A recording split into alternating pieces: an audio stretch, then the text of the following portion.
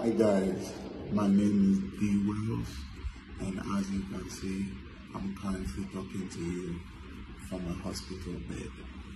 Let me explain what happened. So yesterday I decided that I was going to travel to Lagos to see my girlfriend without telling any of my family because they simply wouldn't let me go if I told them the truth, and they are for me the birthday mate also for who birthday ya beche wade ono so di ne birthday wo chane also for mami wu award o papa wu award o birthday award o yere birthday award wo dan ka adan me menya maware akura me ware so for me ware and so sika chakam award wu sira ware no so kura wo jiska me yesu moja na me mfenje wanya what she take away ya de go kam shiane sofo yes amuwi amu abetre se me ya antichrist mo sofo have the guts to talk if you don't him call mo better say we people sorry to jide some na mo ma yare kakaka to ayera mo say ye demon we ye disgrace to Jesus Christ mo ana mo bu asofo mo mra Yesu Kristo Yesu mu asofo yes anunti na say din no me de beji din sofo me de beji mate nem guasesem feria juma bie ni ho atese say adwuma dia ni wukura ne evangelist o preach ahwada case na ni woni de na ni afra no so na da case na difference be the wo adafo mentramo obeyi scam sofo a wo preach obeyi scam evangelist o preach wo kwanchan fa koma physical challenge mo nyame be hye Yesu moja Sobolo ana mojojo kono mu krasofo papa Onipa bi antie no kura wa ampa no kura fa ojimi ko kotena beni Sobolo ya ne akwankyerefo ya difo di aba ebese Kristo suma ye kan ho asem maami bi asem ameka mbo anya metua meka maami bi nadamfo bi abetwetwe na kwaji bi okoji esa akwankyere ne ba fi a oye na bibi ka kyere ne se ma won nyusu ade no wa nyusu no wo kraman bi wo no ode Sobolo yi bi ekogu kraman ne go nim na kraman ne tafre ye within some minutes ni ade wo hu kraman ne bi wo hu ne fie biew wo mu wo apɛ kraman na panapa ne wo mu ana osa akwa asoro ho bi ko ya kraman na onum Sobolo ne na maso da no se wakotena so da no be bosome muni ba bia fa na ma ne fire enso ye kan ho asem ana mu gina wo jimi ya chichire mwadwene ntimo no de mo be ka kraman num Sobolo akotena so da ho ne okọ ye kraman ye wo ho ne wura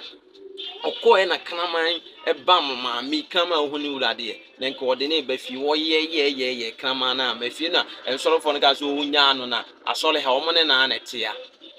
si afo ye kan okre kire mo amugina mo ho na ye mobo na mo mpe no kure nkura sesem ni jimi a 2024 de mo de ye ntwema mo mo nyimi sa okuru ya ye be kan nyame no kura kire wo ntimi nya ye hwe bi wo ye hu ze mo se mo ni tumi bia si afo nyame betua mo ka bone amodidi enipa wo man mu nyame betua mo ka pa Usia adechina se wanti asem fufura Ghana yechi I too much age meso say we no first time we ni abo efidi isu a subscribe my let me adoma no so say na me upload bi anso na onsa ebetimaka me the trending news any breaking news na ya me the broad bia na afini iko na we aka just on few days na 31st crossover no abaso ye kai say last year ye papa sofo adum chedua the whole Africa. Yes, Senya Africa simple ni can the whole Ghana or a man of God or pull crowd etching ubia. Baby a crowd no bom one warrior no. Nenye krum e ye komasi krebia sekra but enipa domwa e bo twi ko hormono nenya de ketwa. After 31st December all night aye papa adum chedua ye. Wa trendia na ne trender or trend ni nyina ejina ensem a ono ankasa eka. Ena manfo ejina so Ede kandi omoso pese omoka.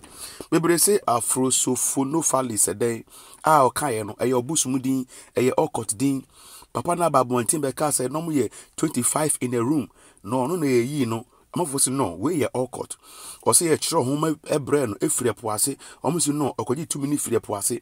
or say miracle items no enkwaje enim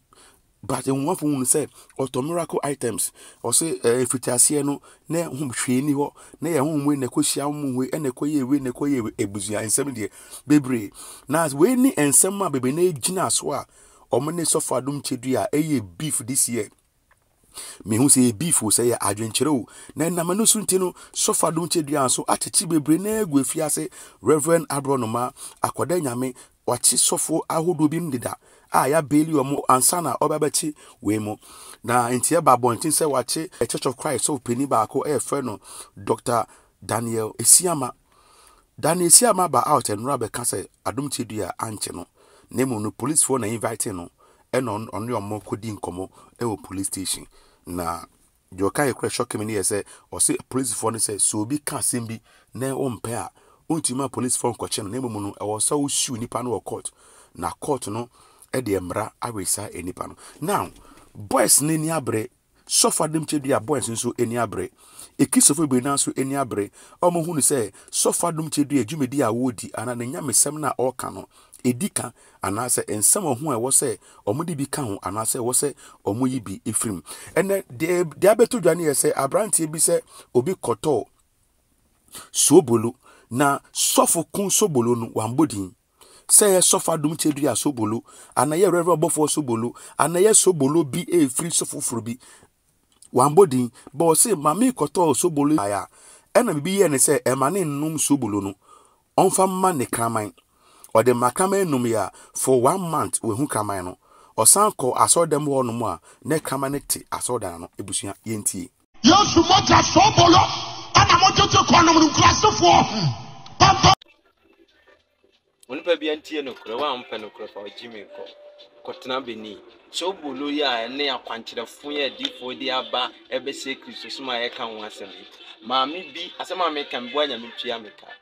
maami bi nadamfo bi abetwetwe na kwaji bi okwaji esa akwankyere ne ba fi a oye na bibi ka kyere ne se ma won nyusu ade no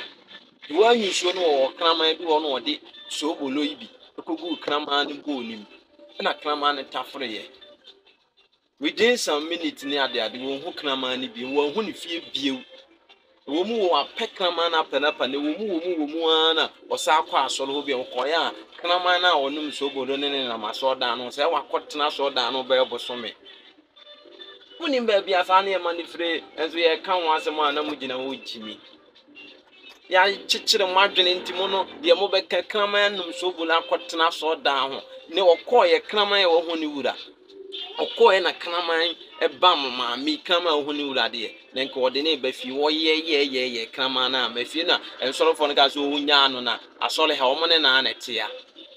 siafo ye kana kure kire mu amugire ho mo ho na ye mobo mo ho na ye mobo na mo mpe no kure nkura sesem ni jimi a 2024 de mo de ya ntwema mu mo nyimi sa okuru mi ya ye be kan nyame no kura kire wo ntimi nya ye hwe bi wo ye hu ze mo se mo ni tumi bia siafo nyame betua mo ka bone a mo didi enipa wo man mu nyame betua mo ka pa utie dia enkofo yi ekyerekye ne dia boys yi kan ya ne kwan so no ya me dia mejumedi ya ne yese dia enkofo kan abonten no me de ba beso mo no hu dia enkofo kan but me se ekoyi o se enkoyi o ene dia mintimi nkyere because minim asore ko a omo kan wasem ena minim Sobolo kon so a ye kan wasem ebusua aya asemo Mr. Say jaw comment e wase me ye hu wadwen kyere a wo so wo fa sa asem we hu ne subscribe to the page we Mr. Say me adoma no so yes sina me upload yan so na unsa ebetimi aka afisiapa